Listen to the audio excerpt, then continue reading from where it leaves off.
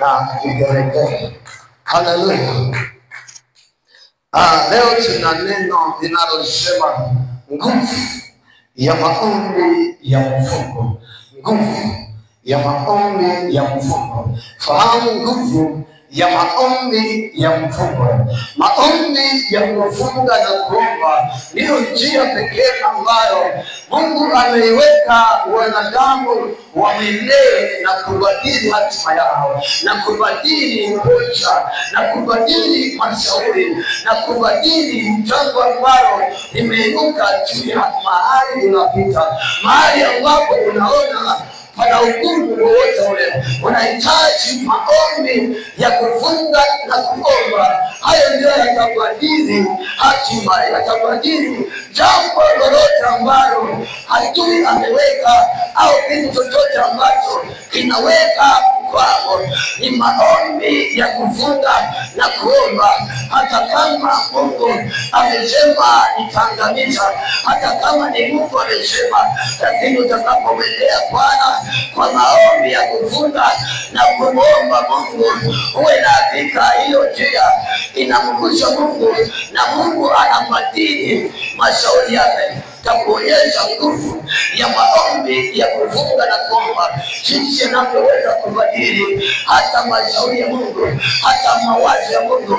Maombi ya kufunga na kuomba yanabadili hali yoyote ambayo imeinuka kwa ajili ya maisha yako. Ni maombi pekee ya kufunga yanayoweza kuondoa kifungo, kuondoa kizuizi, kuondoa jambo lolote ambalo limekuinukia. Ni jambo gani ambalo limeinuka? Nataka niseme maombi yanabadili jambo lolote ambalo limeinuka juu ya maisha yako. Na ndio maana nasema fahamu nguvu ya maombi ya kufunga na kuomba. Yesu anasema mengine hayawezekani isipokuwa kwa kufunga na kuomba. Kwa hiyo maombi ya kufunga na kuomba ndio inaweza kubadili hali yoyote ambayo imekuingia. Ni hali gani ambayo imekuingia? Unatakiwa kuchukua siku kadhaa za kukaa mbele za Mungu kwa maombi ya kujitoa, maombi ya kujitapiu. Umejitapiu mbele za Bwana, kuhitaji msaada wa Mungu. Na katika kanisa ambayo tunatembea na siku 14, leo ni siku ya 7 katika maombi yetu ya mfungo. Kwa hiyo katika siku 14 lazima tujue kanuni za Mungu, tujue kusudi la Mungu, tujue siri ya maombi ya kufunga na kuomba. Bwana asifiwe. Kuna siri, na hiyo siri mwana wa Mungu usipoelewa, utakaa unafunga na kufunga na utaona Mungu akisema na wewe. Iko siri ambayo Mungu ameiweka katika maombi ya mfungo na kuomba. Siri namba 1. Kama ni maombi ya kwako binafsi, kama ni maombi ya kwako binafsi, lazima uchukue hatua ya kujitenga kwa kuomba Mungu juu ya jambo ambalo limekuinukia. Kama ni wewe binafsi unataka kufunga, lazima kwanza uache kila kitu, ukae mbele za Mungu, uombe juu ya hilo jambo. Sasa watoto wa Mungu wengi wanaomba na kufunga huku wanasema hapana, mimi niko kwa imani, lakini huku yuko kazini, huku yuko kwenye mambo yake. Mungu anaona kwamba wakati gani utanisikia nikisema na wewe. Kwa hiyo kanuni ya kwanza ambayo utakueleza, ambayo inazuia mfungo wako usiwe na matokeo, ni jinsi ambavyo unafunga. Mungu anatamani aone unaposema ninafunga, kwa sababu funga inakuja kwa sababu yako. Huwezi kufunga bila sababu, huwezi ukaacha kula bila sababu. Kwa hiyo unapoacha kula, una sababu ambayo imenifanya hautakula kwa sababu ya hili jambo, na nataka Mungu nitendee hili. Kwa hiyo unafunga kwa sababu kuna jambo limeinuka na wewe unahitaji. Unafunga kwa sababu kila unalolifanya halifanikiwi. Unaona upinzani, unaona vita. Kwa hiyo unasema nitakwenda kutafuta msaada wa Mungu. Kwa hiyo Mungu anachohitaji aone umekaa naye kwa siku zote ambazo umetuwekea. Usifanye jambo lolote Hiyo ndiyo kanuni ambayo itamgusa Mungu. Na kama ni maombi ya mapatano, kama ni maombi ambayo tunaomba kama hapo kanisani, tumesema tutakuwa na siku 14 za maombi ya kufunga na kuomba. Lazima sasa tukae mbele za Mungu siku 14, tuone mpaka Mungu amenisemesha, tuone mpaka Mungu amesema juu ya kila ambacho tunahitaji atende pamoja na sisi. Unaweza kukaa hata siku 30, mkakaa hata miezi 3, lakini kama hamjapatana kwa nia moja, na wote ambaye mko kwenye hilo patano mmekaa mbele za Mungu kwa maombi ya kufunga, mbona hakika mtakaa siku 14, mtafunga kwa mazoea na Mungu hatasema. Lakini nakuonyesha Mungu anataka funga yako iwe faragha. Hiyo ikamate na itakusaidia. Funga yako iwe faragha ya wewe na Mungu. Faragha yoyote ni jambo ambalo umejitenga, umeamua kujisafiri kwa Mungu. Hautafanya jambo lolote mpaka zile siku ambazo zimeziweka mbele za Mungu. Sasa jiulize, Mungu atanisaidia? Huwa na kuomba Mungu sana kwamba umesema ya kwamba hakuna jambo lisilowezekana kwa maombi ya kufunga na kuomba. Halipo. Yesu amesema halipo jambo lolote ambalo utafunga na kuomba Mungu halafu lisifanyike. Halipo. Mungu anakataa. Kwa hiyo, kwa nini sasa tunafunga na mambo hayatokei? Nitakupa moja sababu ya kwanza ambayo unaweza kufunga hakuna kitu kinachotokea. Umefunga lakini bado uko na mambo yako ya mwili. Mungu haoni nia yako, haoni kusudi lako. Sasa ndio maana anasema Yesu anatupa majibu ya swali. Yesu anatupa majibu. Twende katika Injili ya Mathayo sura ya 17. Tuanze mstari wa 17. Nguvu 17 mstari wa 17, tuanze pale mpaka kule wa 21. Utaona Yesu anapoona watu wanahangaika, wanapata taabu, wanasifiwe. Nitapata jibu, akasema enyi kizazi kilichopotoka, nitakaa pamoja nanyi hata lini? Nitachukuliana nanyi hata lini? Mleteni huku kwangu. Hawa ni wanafunzi waliokaa na Yesu aliyewaelekeza jinsi ya kutoa pepo, jinsi ya kuponya watu, jinsi ya kuleta matokeo. Lakini Yesu alipotoka kwao, waliletewa mgonjwa, wakashindwa kumsaidia. Na hiyo ndio hali ambayo wewe kama mwana wa Mungu inakupata. Una matatizo mengi. Mataifa wanahangaika, familia zinahangaika, lakini umeshindwa kuwa majibu, umeshindwa kuwa msaada, umeshindwa kuleta suluhu ya Mungu juu ya watu wanaopata taabu. Angalia sasa kinachosababisha. Wanafunzi wameshindwa, hawawezi kuleta suluhu, hawawezi kutonya, hawawezi kumfungua mtu, hawawezi kuondoa machozi. Maana kwa hali hii wenyewe waligeuka wakaanza kulia pamoja na wagonjwa, sababu wameshindwa. Na ndio maana asikizo wanachosema hapa, wanasema hivi mstari wa 18, anasema Yesu akamkemea pepo naye akatoka, akamtoka yule kijana akapona tangu saa ile.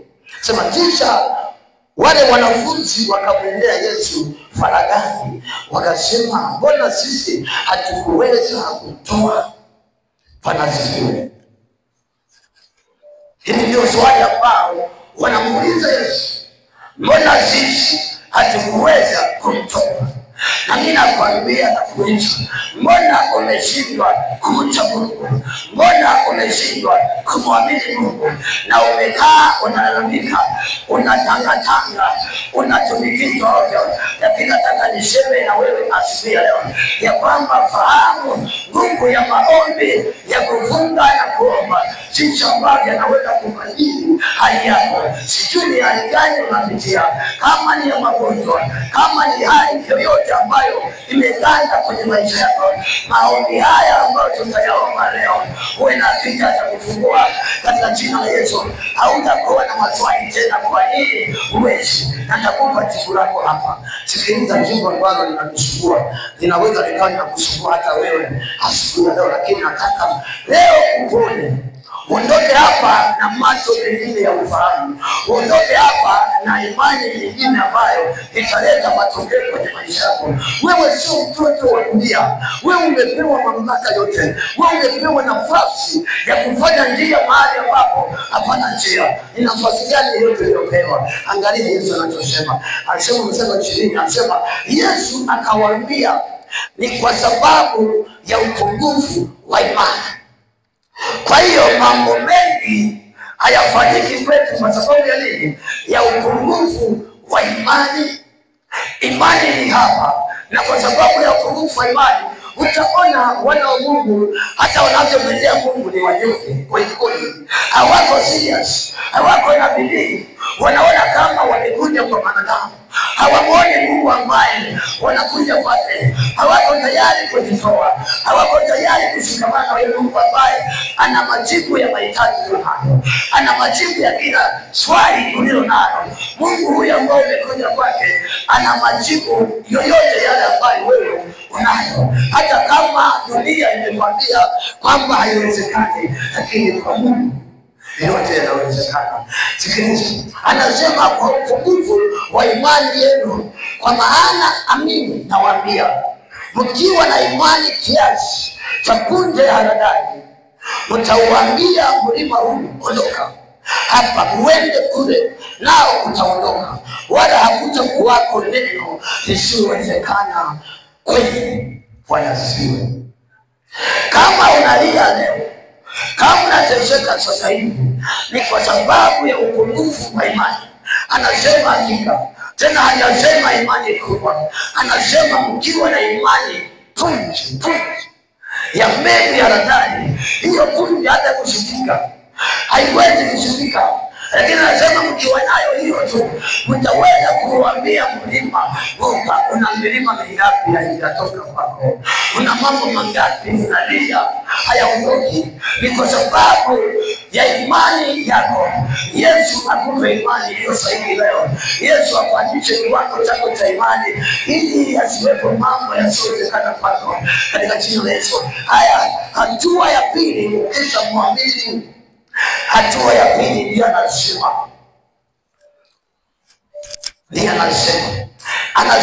mstari wa 21, anasema lakini namna hii haitoki ila kwa kusali na kufunga.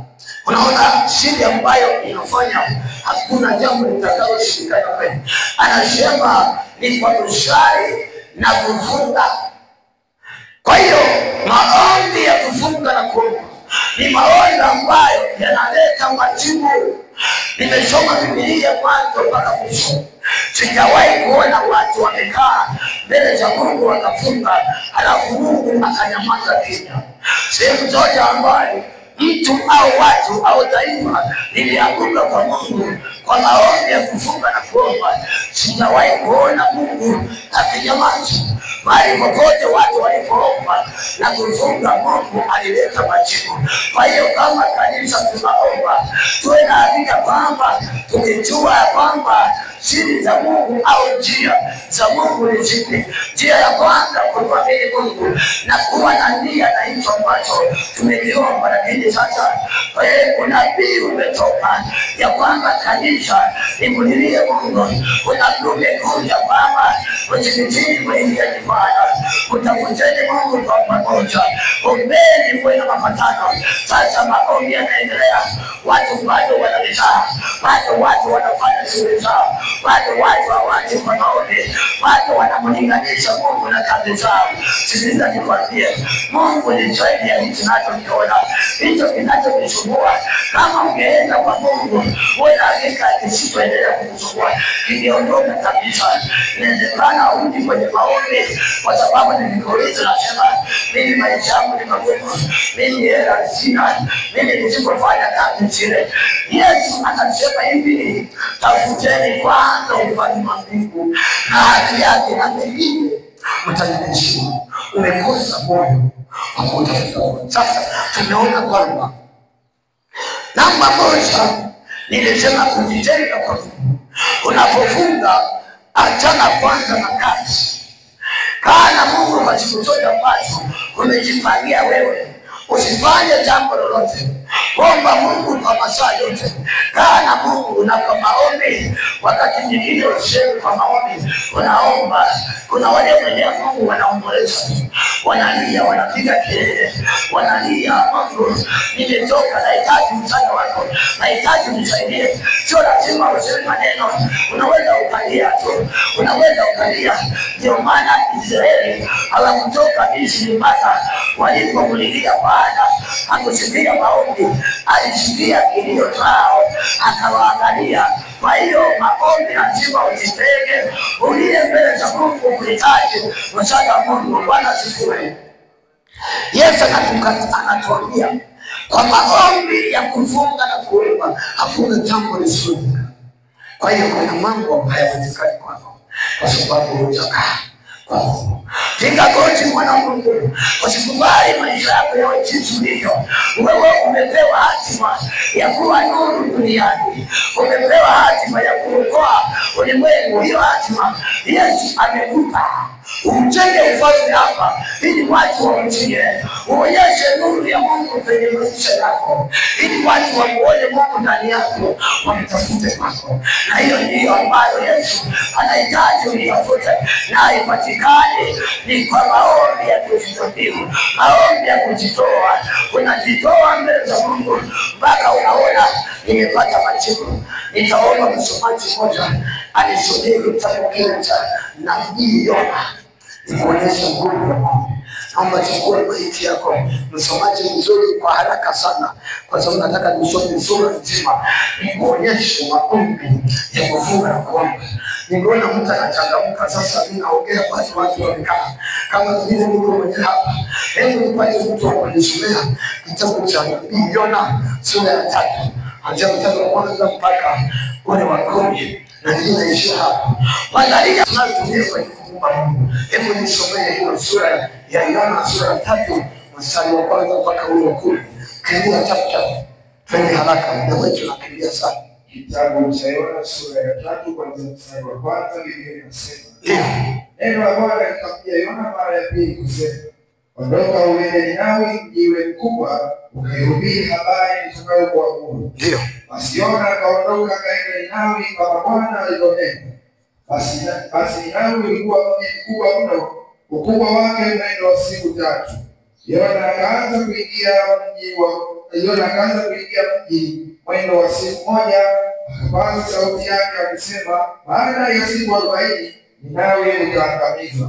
Basi watu wa Ninawi wakamsadiki Mungu, wakatangaza kufunga, wakajivika nguo za magunia, tangu yeye aliye mkubwa hata yeye aliye mdogo. Habari ikamfikia mfalme wa Ninawi, naye akaondoka katika kiti chake cha enzi, akavua vazi lake, akajivika nguo za magunia na kuketi katika majivu.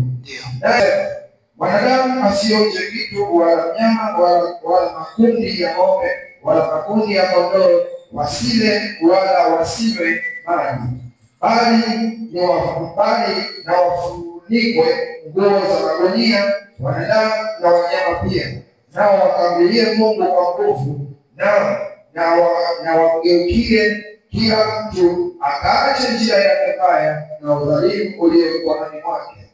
Na ni nani ajuaye kwamba Mungu hatageuka na kughairi na kuiacha hasira yake kali ili msiangamizwe? Mungu akaona matendo yao ya kuwa wameiacha njia yao mbaya, basi Mungu akaghairi neno lile baya ambalo alilisema, atawatenga asilitende. Bwana asifiwe. Huyu nabii ambao umekuja kwa mwisho nao, mwisho ambao dhambi zao zimefika mwisho, tumajikicha na matendo yao. Mungu sasa anaona hawa hawafai tena kuishi, hawa hawana tena uhai duniani, kwa sababu matendo yao ni mabaya sana. Lakini kabla ya kuangamiza Ninawi, akamtuma nabii wake ya kwamba nenda Ninawi kawaambie wasipotubu ndani ya siku 40 watubu. Yona aliwaambia Ninawi baada ya siku 40 itaangamizwa yote, itateketezwa kwa moto. Atahubiri anapata sauti ya kuambia watu waliposikia habari hiyo walikuwa wanamjua Mungu kwamba Mungu hana mchezo, na hicho alichosema atakitenda kwetu. Sasa angalia walichosema. Ninawi wakamwamini Mungu. Walifanyaje? Wakamwamini Mungu. Walipomwamini Mungu wakaweka mapatano sawa ya kufunga na kuomba. Sasa angalia hivyo watu, mimi na wewe inawezekana hatufanya, na kwa sababu hatutafanya, Mungu hajaona usiriasi wetu, utayari wa kutaka kuwatuishi. Hawa jamaa waliposikia na mfalme akasikia, kwanza akatoka kwenye kiti, akashuka, akachukua nguo za mfalme na taji yake, akajivika nguo za magunia, akaenda kulala kwenye majini. Hata watuambia Mungu waliomba lile nani, lakini waligaragara siku 3. Akasema hapa katika mji wa Ninawi asiwepo mwanadamu yote atakaye kunywa wala kula wala kufanya jambo lolote, wote wavikwe nguo za magunia, tangu mtoto mpaka mnyama yoyote nguo za magunia. Leo sasa tunasema tunafunga watoto watakula, watoto hawawezi. Sasa hawa jamaa wakasema sasa, kuanzia mzee, kuanzia sijui mwenye mimba, sijui ana vidonda vya tumbo, sijui ana nini, wote hapa tutafunga na kuvaa nguo za magunia, tutagaragara siku 3. Wanyama wote hakuna kwenda kuchunga. Angalia haya maamuzi ambayo Bwana wa Mungu anayakosa wakati naleta mishahara mbele za Mungu. Mfungu umetangazwa, wewe ndio kwanza nasema ni vidonda vya tumbo. Yeye Mungu ni zaidi ya vidonda vya tumbo wewe. Nataka kuambia na hivi ninafanya kanisa, tutaomba mpaka Yesu anarudi, hatutaona matokeo ya Mungu kwa sababu hatujamaliza ile funga tunayofunga. Bado Yesu anaona hawa bado wanamjua. Unabii umetoka kwa kuhani ya kwamba ninatangaza siku 14 za kufunga. Washirika wote njoni tukulilie Mungu hapa siku 14, lakini wako watu wetu wamekaa, wako watu wako ndani. Sikiliza, kwa sababu hiyo tutafunga na kufunga, majibu ya Mungu hayataonekana. Lakini wewe ambao unamhitaji Mungu, wewe ambao unamtaka Mungu, patia kanuni hizi. Ndio maana nimesema kanuni ya kwanza, uwe na imani. Kisha unapotaka kufunga, weka faragha na Mungu, achana na kila kitu. Kana Mungu kwa siku zote ambazo umefanya kufunga. Ukifanya hivyo, Mungu akaona umeacha kazi, umeacha biashara, umeacha kula, umeacha kila kitu, umeanguka mbele zake. Tendo hilo Mungu hatanyamaza. Unaona kilichowaponya Ninawi, kilichowaponya, waliweka amri kwamba asiwepo yoyote ambaye hatafunga, asiwepo yoyote ambaye hatavaa nguo za magunia, asiwepo yoyote ambaye hataanguka kwenye majini yoyote, hata kama ni msikivu, hata kama ukochi, wote kwenye majini wanamwambia. Mungu akaelewa. Mungu akasema nini? Asema Mungu akaona matendo yao ya kuwa wameiacha njia yao mbaya, basi Mungu akadhairi na neno lile baya ambalo alisema atawatenda asitende. Bwana asifiwe. Bwana asifiwe. Kuna watu hapa tumezaliwa kabisa, Utaambiwa hapo kweli ulidhani hapo hakuna utakayefanikiwa. Hapo kweli hakuna mtu. Hapo kweli watu hawafanikiwi. Hapo kweli watu hawaolewaji hapo. Hapo kweli watu hawazai watoto. Yaani tumezaliwa tunakuta na tumetokea. Hatujaenda kwa Mungu. Amesema nimekuweka uende ukazae na kuongezeka na kujaza nchi. Yesu anakuzaa kwa mara ya pili, akasema nendeni mkazae matunda na matunda yenu yapaswe kukaa. Leo tunaishi maisha ambayo hayana uzao, hayana ongezeko, hayana matokeo. Bado tunacheka, bado tunavaa suti, tunapendeza. Sidiria ilani Mungu hataki. Mungu anataka watu walioamua, waliojitoa kutafuta uso wake, kutafuta mapenzi yake. Kwa hiyo unaweza ukawa umati, kwa sababu Mungu ataona kama umekubali kutenda naye. Kubali leo kutenda na Mungu, na Mungu ataonekana. Ukikubali kutenda kazi na Mungu, anasema wote. Kwa hivyo vitu vitatu, wote tunafunga, wote, hakuna sababu hapo, hakuna kazi, hakuna sikina huma. Hiyo kitu tukifanya hapa kwa siku tatu tukifanya hapa mahali patajaa mpaka tutashindwa na kuweka watu, kwa sababu vifungo vyote vinaachia, malango yote yatafunguka. Hata kama ni ngome kwa Zanzibari, ukitembea na Mungu, waulize watu wa Yeriko, walitembea ngome zilianguka kwa miguu yao. Sasa wewe ni nani hadi unaona matatizo? Bado umekaa kimya. Kwa nini? Hebu amka mwana Mungu, utafute Bwana. Twende kitabu cha Esa 14. Nianzie mstari wa 15 na 17. Changamka haraka. Nataka tuombe Mungu hapa kwa dakika kadhaa. Nataka tuombe Mungu hapa. Tuache mazoea. Esa sura ya 4 mstari wa 15 na 17. Hawa wanatuonyesha maarifa mengine. Neno la Mungu linakuja kufunua. Usitembee na Mungu na mazoea. Usitembee na Mungu kwa Yesu, kwa nini unapotaka fanya. Neno la Mungu linapoelekeza fanya hivyo na utaona kufanya. Hebu nisomee. Sasa Biblia inasema basi Ezra akawatuma ili wamjibu Mordekai, uende ukawakusanya Wayahudi wote waliopo hapa Shushani, mkafunge kwa ajili yangu, msile wala kunywa muda wa siku 3, usiku wala mchana. Nami na wajakazi wangu tutafanya vile. Kisha nitaingia kwa mfalme kinyume cha sheria, nami nikiangamia na niangamie. Basi Mordekai akaenda zake, akafanya yote kama vile Esta alivyomwagiza.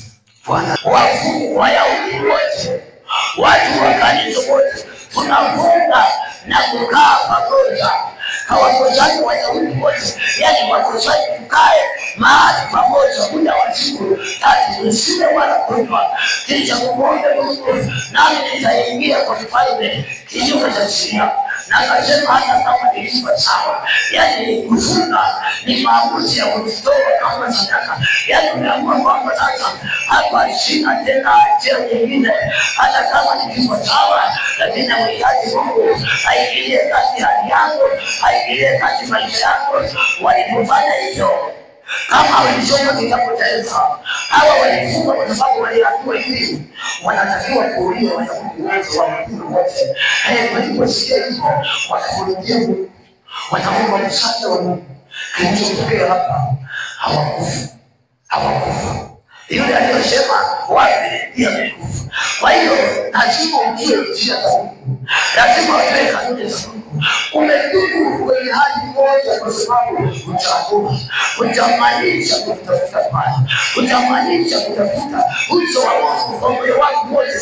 Na ukifanya hivyo, hakuna atakayeshinda. Watu kujitoa kwa Mungu, lakini hapo wanataka Mungu asitoe. Mungu anasema nafanya kazi pamoja. Mungu hawezi kufanya kazi peke yake. Mungu anafanya kazi pamoja na wewe. Kwa hiyo unataka Mungu aingilie katika maisha yako, fanya kazi na Mungu. Kama unataka kufunga, funga pamoja na Mungu. Usiwe na kazi zako, Mungu haingilii kazi. Anataka ono umeenda kwake. Watu wakafunga, wakamwona Mungu, Kwa sababu ya muda, kitabu chetu watu wanasoma. Wayahudi kwa maombi ya kufunga na kuomba na kujigaragaza kwa machifu pamoja kwa sauti moja wakaepukana na kifo. Jambo gani linakutesa? Jambo gani liko? Hebu pata neno la Mungu likusaidie. Hata misingi ya neno la Mungu. Mwamini Mungu, halafu nenda kwenye siri za Mungu ili ulete majibu ya Mungu kwenye maisha yako. Tunalalamika mahali hapa. Je, wewe uko tayari kubadilisha? Uko tayari kujitoa hapo mahali ambapo unalia usiku na mchana? Lakini tukisema jitoe sasa hatukuoni. Tukisema wazi tuone haonekani. Sasa wewe nani atakuja kukupatia hapo mahali? Mimi na wewe tutakasimama. Na ndio maombi ya kufunga na kuomba kwa pamoja.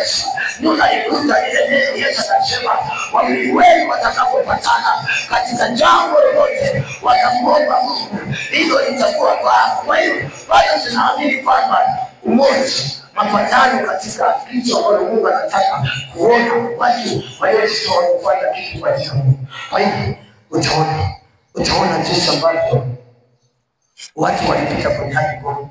Twende kwenye kitabu cha Mambo ya Nyakati wa Pili sura ya 15 anzia mstari ule wa 3 mpaka 15. Tukirudi ili tujue kwamba matatizo sio sababu ya kutokuinuka na ya kutokubadilika. Matatizo duniani yapo, lakini hayawezi kuzuia mwana wa Mungu. Hebu nisomee hapo. Watu wa maiki, ningetamani mweke sawa. Hii hali sio nzuri kabisa. Mbariki Mungu. Kitabu cha Esta, kitabu cha Mambo ya Nyakati. Mambo ya Nyakati wa Pili sura ya 15 kuanzia mstari wa 3. Maandiko yanasema, basi tangu sikia Bwana Mungu wa Israeli katika msiba wao na kumtafuta akaonekana kwao. Hata na zamani zile hakukuwa na amani kwake atokaye wala kwake aingiaye, ila fadhaa kubwa juu yao wote wakao katika nchi. Wakavunjika taifa juu ya taifa na mji juu ya mji. Kwani Mungu aliwafadhaisha kwa shida zote. Nanyi jipeni nguvu wala mikono yenu isilegee. Ndio. Kwa maana kazi yenu itakuwa na ijara. Ndio. Naye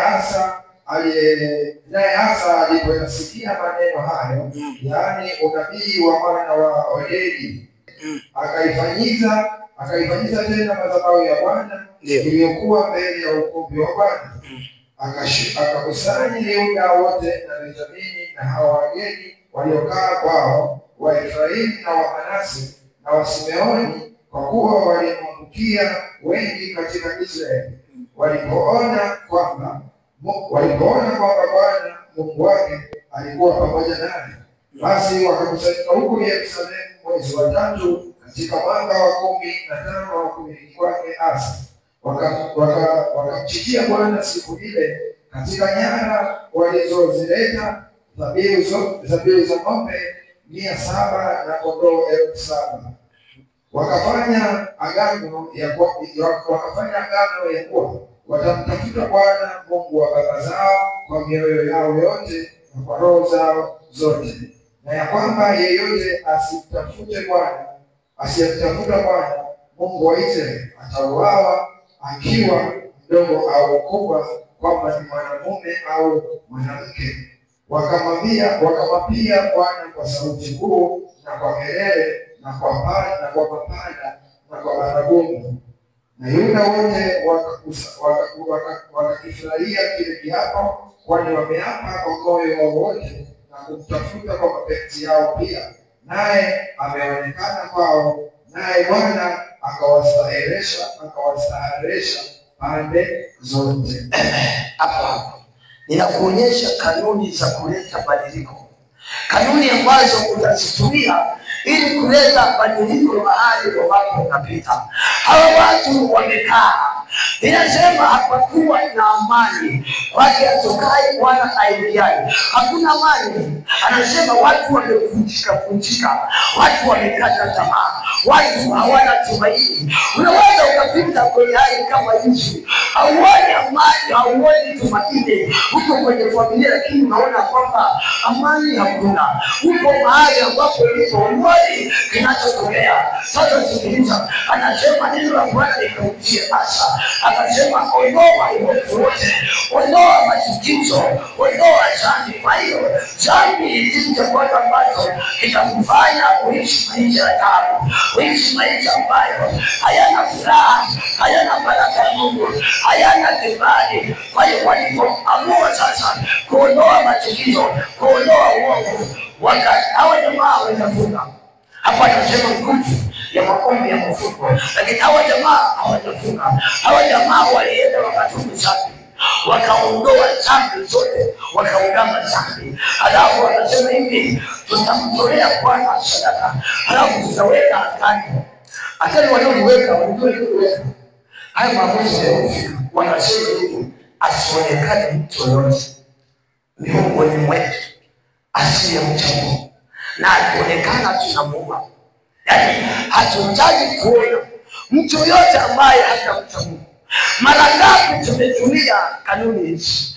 Mara ngapi umetumia kanuni ya kwamba inamhitaji Mungu atende pamoja nami na hata kila kitu, na katika hili jina wasiana ninaamua kumcha Mungu na acha zote.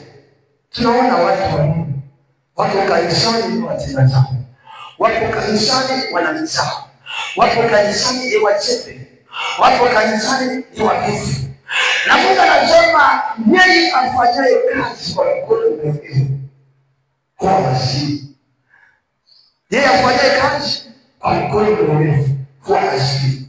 Anasema amelaniwa mtu yule afanyaye kazi ya Bwana kwa mrefu. Amelaniwa. Sasa angalia kufanya kazi. Mungu katangaza yake wewe bosi, Mungu yeye kwa Bwana. Yaani kama vile umekuja unasemaje? Mungu leo nimekuja hivi. Leo nataka nifanyie hivi. Wale wengi wako hivyo. Yaani hawako na unyenyekevu. Sasa hao jamaa wao wakaanguka mbele za Bwana, wakaweka kiapo, wakaliweka agano ya kwamba sasa katikati yetu asiwepo yoyote asiyemcha Mungu, asiwepo yoyote asiyetii, asiwepo yoyote ambaye ataleta uzembe mbele ya Mungu wetu. Mara ngapi tumekaa ya kwamba sasa msikitini, na hii mchungaji nimebaki, hii imebaki kwamba sasa hapa mahali hatutaki tena msingi, hapa mahali tunamtaka Mungu. Wewe kama mtaki Mungu tena kutumikia njia nyeupe, tafuta kwa kwenda, lakini ukija kwa Mungu na njaa, unakuja na Mungu na dhambi, unakuja kuwanajisi watu ambao wameamua kumtafuta Mungu. Kumuona Mungu ni process, kumuona Mungu ni maamuzi. Watu hawa walipoamua wakatoa sadaka. Ndio kasema Mungu tamtolea sadaka. Hii kufunga mimi siwezi. Lakini Mungu anasabihi. Anasema walitoa ng'ombe 7,000. Ng'ombe anasemaje? Walitoa, angalia sadaka walitoa. Angalia sadaka walitoa. Akasema wakamchinjia Bwana siku ile katika nyara walizoleta zabihu ng'ombe 700 na kondoo 7,000. Yaani hii sadaka ambao wanaamua kuitoa kwa Bwana. Unasema Mungu, fedha zote ambazo nimepata kushukuru na zileta kwako, na hitaji msaada wako, niondolea hivyo, niondolee maisha ya kwako. Mimi nimetoka maisha ya dhambi, ninahitaji msaada wako. Na wakati unatoka kabisa kwa damu, pasipo Mungu huwezi, bila Yesu kumsaidia huwezi kumcha Mungu. Kwa hiyo kama tunafunga lazima tuwe kupata mfano. Sio tunafunga tunaomba, au mwenzetu mmoja anacheza kule, mwenzetu mmoja anafanya gitaa. Hiyo kitu kinamchukiza Mungu. Anatuangalia mbona huyu ni mmoja wao, mbona haelewi kile kitu ambacho wanafanya. Huyo ni mmoja wetu katika imani, lakini hamaanishi na yeye anafanya. Hali hiyo inatufanya tukose Mungu. Huwa na sisi Mungu anatukia, anaona watu hawanielewi mimi, kwa nini hawajitoi? Kwa hiyo maombi ya kufunga na kuomba ni maombi ambayo yanataka kuzitoa hata michaa, hata uchebe, hata utoto Mungu. Na Mungu anasema yeye ni Mungu wa neema, yeye ni Mungu anayewarehemu wale wanaemcha. Ukimcha Mungu na ukaomba, hata kama amesema mwanangu, nimekufunza sasa wewe, sitaki tena nataka hivyo, lakini ukijua siri ya maombi, ukijua siri ya maombi, lazima utabadilika kwa Mungu. Na ndicho kimetokea kwa mtu wa Ninawi. Na ukisoma tena ile Isaya 28 utakutana na Sedekia ameambiwa na Mungu kabisa, baba Sedekia, hebu tengeneza mambo yako, kwa maana utakufa hakika. Mungu alisema kwa maana utakufa hakika, maana kamaliza wewe unatakiwa ufe. Lakini Sedekia anamjua Mungu, kwa sababu Mungu ni baba yake. Akasema Bwana, haiwezekani uondoe hivi, uondoe kwa hivyo. Kumbuka Bwana rehema zako, ya kwamba nilikutumikia kwa moyo wangu wote, nimekwenda mbele zako kwa moyo mkunjufu, nimefanya hiyo mema mbele zako, usiondoe kwa hivyo. Lazima uambie Bwana, ninakutumaini wewe, nahitaji matokeo ya maisha yangu, nahitaji kuona bahari iliyonipa maji msalabani. Umesema wewe wa neema. Haya ni maombi ambayo utayaomba kwa imani na umejitoa kwa Bwana. Hata kama utasema hivyo halafu kalia unapiga kelele, Yesu atanyamaza. Yesu atakuja akasema, mwanangu, nimeona machozi yako, nimesikia maombi yako, hicho ndicho nakitafuta ndani yako. Hebu geuka, lazima ugeuke. Ninawi waligeuka, wakamgeukia Bwana, wakamgeukia Bwana, wakaomba kwa bidii. Utakapogeuka, ukigeuka, anasema tubuni na mrejee, mgeuke upate Mungu wakati na kurudisha. Kwa nini tusiwe? Kwa nini tutamke Mungu? Kwa nini tutubu na kurejea kwa Mungu kwa moyo wako wote? Tunataka matokeo ya Mungu hapa, tunataka Mungu aonekane hapa. Hata kwa neema ambayo amesema nasi kabisa.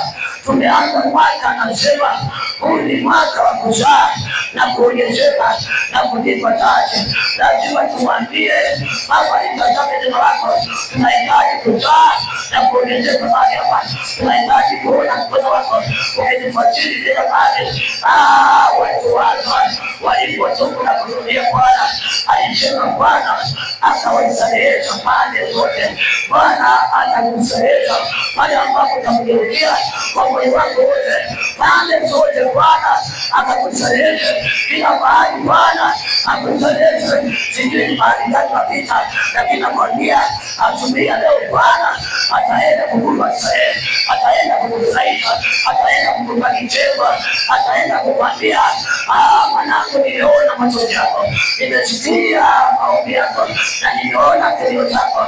Hata nikupe raha, hata nikubariki, hata nionyeshe mataifa ya kwamba wewe ni ishara na maajabu. Hayo ni maombi ya imani ambayo umejitabiru kwa Bwana, umejitoa ili Mungu ashughulike na maisha yako. Naomba usimame kwa miguu yako, twende tumwambie Bwana tunakuhitaji usiana, shughulika na mahitaji yetu. Tumekuja kwako, shughulika na sisi. Hebu simama kwa miguu yako, iko neema ya Bwana, huko kuja Mungu, huko utukufu wa Bwana utatembea na sisi. Bwana Yesu asifiwe. Haleluya, haleluya. Naomba Bwana tusimame. Mungu anakasiria kisema Bwana, mtakaa tu kwenye kiti. Wewe ni nani hata usiogope kuuliza Bwana? Ni nani waliposikia neno la Bwana? Lazima usikie na uamini, uweze kupokea. Imani ni sababu, imani inavuta nguvu za Mungu ambazo yeye amekusudia kwa ajili ya maisha yako. Utaja hapa kwa bahati mbaya, umekuja hapa kwa kusudi ya Mungu. Mungu anataka ashughulike na maisha yako. Kitu ambayo yamekutesa kwa muda mrefu, nilishuhudia kwenye Mungu atajua shida yako, anajua kinachomsumbua, na leo nilisho kwa matatizo yako. Jimine ndio Bwana kwa imani, na Mungu atatenda pamoja na atatenda. Mungu Mungu kwa imani, na Mungu unaondoa hukumu, unakumbusha neno, unakumbusha msalaba, unakumbusha jinsi Yesu anavyotenda kazi moja. Haleluya. Nashangazwa na rehema zako Yesu, wewe asante kwa neema. Nashangazwa na rehema zako Yesu, wewe asante kwa neema. Imani inashangazwa, nashangazwa na rehema zako Yesu, wewe asante kwa neema.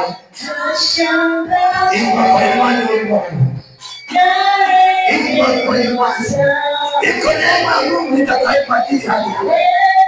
Mwambie Yesu nashangazwa na msamaha wako na neema yako.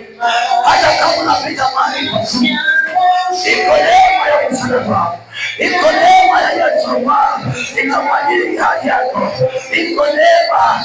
Hata kama unapita mahali pazuri, Yesu amekurehemu, Yesu ni Mungu wa huruma. Yeye iko kwa imani. Yes.